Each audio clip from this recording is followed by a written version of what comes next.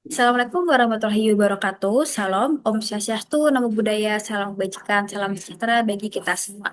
Pada kesempatan kali ini, kami akan mempresentasikan untuk memenuhi tugas mata kuliah antropologi kekuasaan dengan topik dan studi kasus mengenai studi pendidikan karakter, kenakalan remaja, dan strategi penanganannya di kawasan urban. Presentasi dan penelitian ini disusun oleh anggota kelompok yang terdiri dari satu Nurlisya Rahmadianti, dua Dina Kamila, tiga Guinevere Rotato. Untuk analisisnya akan dibahas pada slide selanjutnya. Oke, case yang akan kami bahas yaitu fenomena kenakalan remaja di kawasan urban seperti Jakarta, mulai dari tawuran, nongkrong hingga larut malam, hingga keterlibatan dalam kriminalitas ringan yang telah memicu berbagai respon dari aktor negara.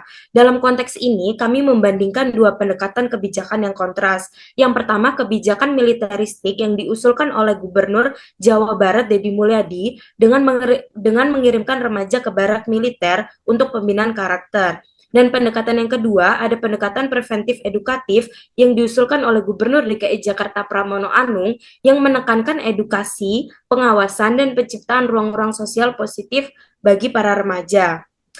Dua pendekatan ini mencerminkan dua wajah dari apa yang disebut dengan governmentality. Satu sisi menekankan kontrol yang keras, dan satu sisi lainnya mencoba membentuk perilaku melalui penciptaan lingkungan yang kondusif. Dalam presentasi ini, kami menganalisis dua pendekatan tersebut melalui tiga kerangka teori utama. Yang pertama, konsep governmentality, dan yang kedua, hegemoni, dan yang terakhir, teori agensi. Dengan menggabungkan ketiga teori tersebut, kami berharap dapat menyajikan analisis yang tidak hanya kritis, tetapi juga reflektif terhadap bentuk-bentuk kekuasaan yang tersembunyi di balik kebijakan sosial yang tampaknya netral. Oke, sebelum kita membahas lebih lanjut terkait program pengiriman anak ke barak militer, kita harus pahami dulu konsep governmentality yang dikembangkan oleh Michel Foucault. Nah, governmentality sendiri itu menjelaskan bagaimana kekuasaan bekerja bukan secara kasar dengan paksaan atau kekerasan secara langsung, tapi lewat cara yang lebih halus dan tersembunyi. Yang mana kekuasaan ini mengatur dan membentuk perilaku individu lewat aturan, norma, dan kebijakan yang dibuat agar masyarakat itu bisa bertindak sesuai dengan standar yang telah ditentukan.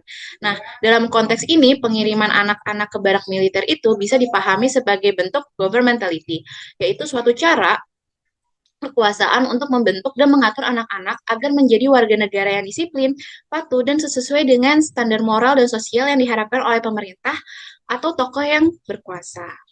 Nah, selanjutnya yang menarik dari program ini adalah program ini itu tidak hanya berlaku untuk anak laki-laki, tapi juga berlaku untuk anak perempuan. Namun, nilai-nilai yang ingin ditegakkan itu tetap berpijak pada maskulinitas hegemonik. Nah, apa itu maskulinitas hegemonik? Nah, ini tuh adalah sebuah norma dominan yang menekankan sifat seperti kekuatan, ketegasan, disiplin, dan kepatuhan yang biasanya itu lebih dikaitkan dengan laki-laki sejati gitu. Nah, anak laki-laki yang dianggap nakal atau tidak sesuai dengan standar maskulinitas yang ideal, kemudian dikirim ke barak militer untuk didisiplinkan. Nah, dengan begitu, program ini tuh tidak hanya mengendalikan perilaku, tetapi juga memperkuat norma-norma gender tradisional yang menuntut agar anak laki-laki itu harus kuat dan tegas. Dan yang berarti kekuasaan yang beroperasi dalam program ini itu bersifat sangat struktural dan ideologis yang memaksa anak-anak untuk mengikuti standar yang sudah ditetapkan tanpa mempertimbangkan keberagaman bagaimana cara mereka itu bisa menjadi diri sendiri.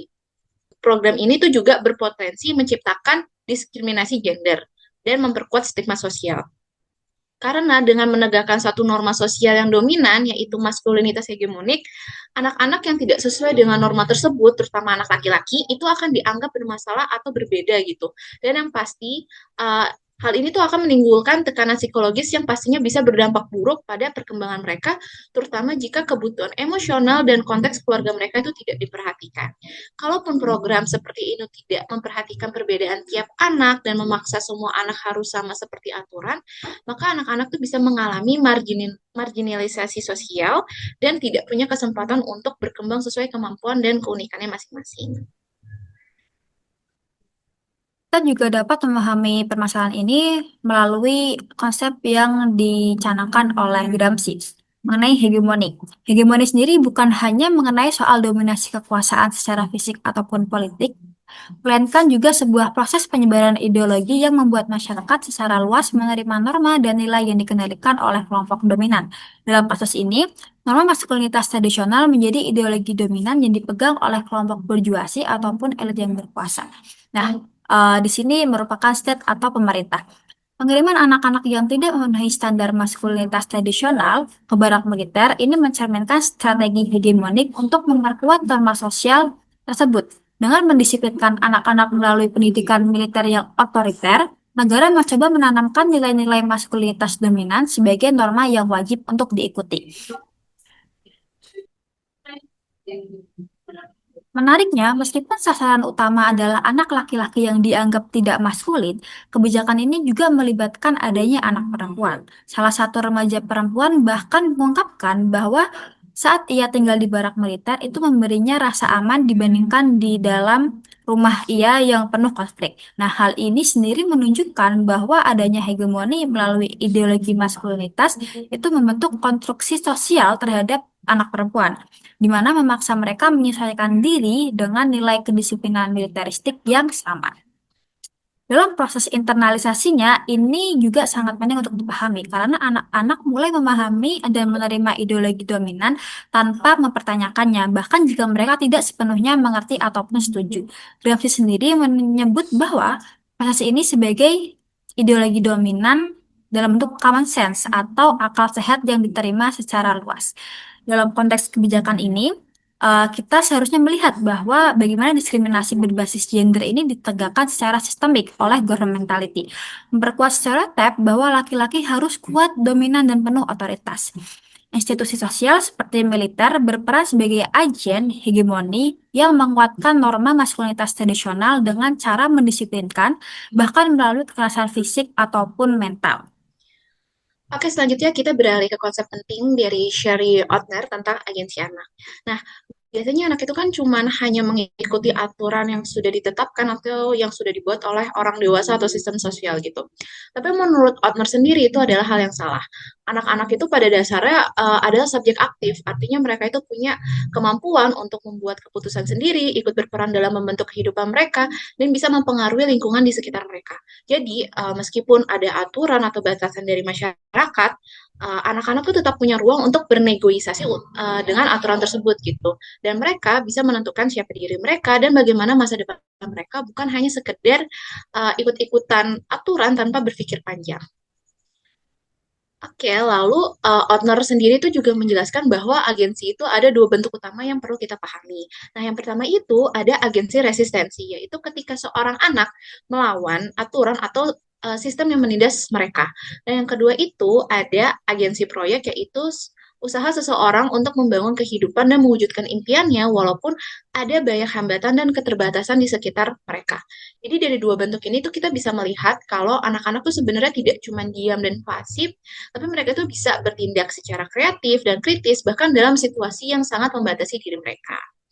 Tapi sayangnya kebijakan yang mengirim anak-anak ke barak militer seperti yang dilakukan oleh Gubernur Jawa Barat alias Kang Deddy Mulyadi itu justru mengabaikan konsep penting ini. Nah, dalam program ini anak-anak tuh justru dipaksa untuk nurut dan patuh pada aturan militer tanpa diberi kesempatan untuk memahami mengapa mereka harus melakukan hal tersebut atau memutuskan sendiri apa yang terbaik untuk mereka. Nah, anak-anak diperlakukan sebagai objek yang dikontrol secara ketat, bukan sebagai subjek yang padahal mereka sendiri itu punya kemampuan untuk mengelola dan mengatur kehidupannya. Yang ini pastinya berakibat program ini tuh tidak hanya membatasi kebebasan mereka, tetapi juga bisa menghambat perkembangan sosial dan emosional mereka karena mereka tuh tidak dilibatkan dalam proses pengambilan keputusan yang penting bagi hidup mereka. Nah, selain itu, psikolog anak bernama Gizela Tani Pratiwi mengatakan bahwa cara mendidik dengan pendekatan yang keras, penuh ancaman, atau gertakan itu justru akan berdampak buruk bagi kesehatan psikologis anak. Nah, anak-anak yang sering merasa terancam atau tidak aman secara emosional akan mudah mengalami trauma atau gangguan kecemasan. Dan yang terakhir, kebijakan yang memang tidak memperhatikan kebutuhan emosional dan psikologis anak itu dapat membuat mereka tuh merasa terasingkan dari lingkungan sosialnya. Anak-anak bisa kehilangan rasa percaya diri dan merasa tidak aman sangat berinteraksi dengan orang lain. Padahal agar anak bisa berkembang dengan baik, bisa tumbuh dengan baik, mereka tuh perlu merasa dihargai dan aman dalam lingkungan sosialnya. Kalau hal ini diabaikan, potensi anak untuk tumbuh secara mental, sosial, dan emosional tuh akan terganggu. Dalam jangka panjang, hal ini tuh bisa menyebabkan anak-anak terpinggirkan atau mengalami marginalisasi yang tentunya itu sangat tidak baik untuk masa depannya.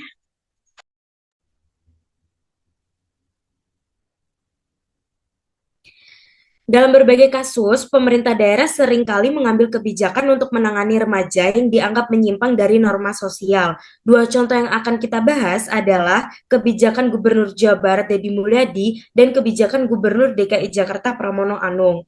Pendekatan mereka sangat berbeda. Satu mengutamakan disiplin militer dan satunya lagi mengedepankan dialog budaya. Nah, antropologi sendiri memandang bahwasanya praktik sosial seperti perlibatan anak dalam sistem militer atau kegiatan budaya yang merupakan bagian dari proses enkulturasi, kontrol sosial, serta ekspresi relasi kuasa antara negara dan warganya. Gubernur Jawa Barat saat itu, Deddy Mulyadi, mengambil kebijakan untuk mengirimkan anak-anak yang dianggap bermasalah ke barak militer. Nah, tujuan dari kebijakan ini adalah untuk membentuk kedisiplinan, memperbaiki mental, dan memperkuat fisik. Nah, namun pendekatan ini menunjukkan bahwasanya yang diutamakan adalah struktur yang otoritatif dan bersifat kontrol yang sangat ketat. Bukan kesadaran yang secara personal atau partisipasi remaja itu sendiri.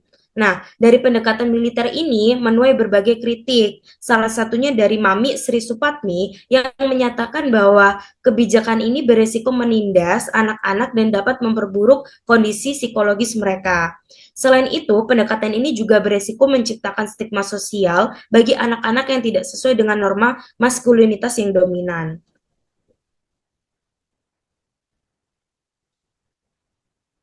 Berbeda dengan yang sebelumnya, Gubernur DKI Jakarta Pramono Anung mengadopsi pendekatan yang lebih sosial dan berbasis budaya. Salah satu contohnya adalah program Manggarai Bersolawat yang melibatkan tokoh agama dan masyarakat. Program ini bertujuan untuk meredakan ketegangan sosial melalui dialog maupun kegiatan yang kolektif. Nah, kegiatan ini mencerminkan pendekatan kontra hegemonik yang lebih menghargai partisipasi dan ekspresi budaya. Nah, masuk ke kontra hegemoni dalam kerangka Gramsci. Kebijakan Deddy Mulyadi bisa dipahami sebagai cara untuk memperkuat aturan atau nilai-nilai yang sudah dianggap dominan di masyarakat, seperti anggapan bahwasanya anak laki-laki itu harus kuat, tegas, dan harus taat aturan. Nah, dengan mengirimkan anak-anak ke barak militer, kebijakan ini tidak hanya bertujuan untuk mengubah perilaku mereka, tetapi juga menanamkan nilai-nilai tertentu yang dianggap benar oleh kelompok yang berkuasa. Artinya, pendekatan ini bukan hanya soal pembinaan, tapi juga menjadi cara halus untuk mengontrol dan membentuk cara berpikir anak-anak agar sesuai dengan norma yang diinginkan oleh pihak yang berkuasa. Sebaliknya, pendekatan Pramono Anung ini bentuk kontra hegemoni, yang dimana ia tidak hanya memaksakan nilai yang dominan, tetapi memberi ruang untuk ekspresi dan agensi sosial. Teori agensi menurut Shirley Otner, kapasitas individu untuk bertindak secara sadar dalam struktur sosial yang ada. Nah, pada pendekatan Deddy Mulyadi ini, agensi remaja sangat dibatasi. Mereka dipaksa tunduk pada struktur militer yang memperhatikan kebutuhan emosional mereka dan terkesan lebih kaku. Sementara itu, pendekatan Pramono Anung lebih memberikan ruang yang besar bagi remaja untuk berpartisipasi aktif dalam kegiatan sosial dan kultural. Ini membantu mereka mengembangkan diri secara sosial, emosional, dan intelektual.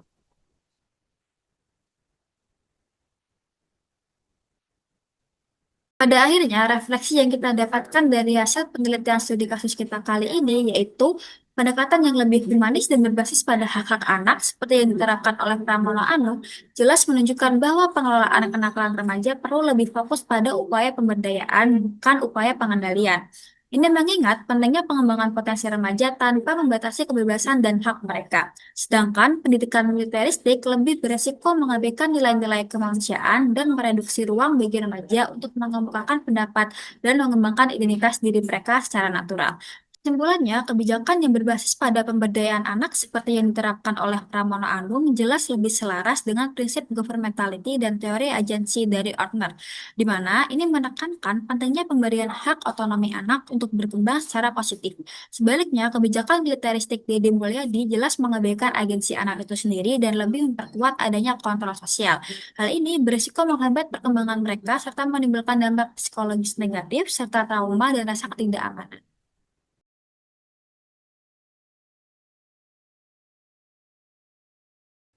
Berikut referensi yang kami gunakan pada penelitian dan studi kasus kami. Kurang lebihnya mohon maaf. Sekian dan terima kasih.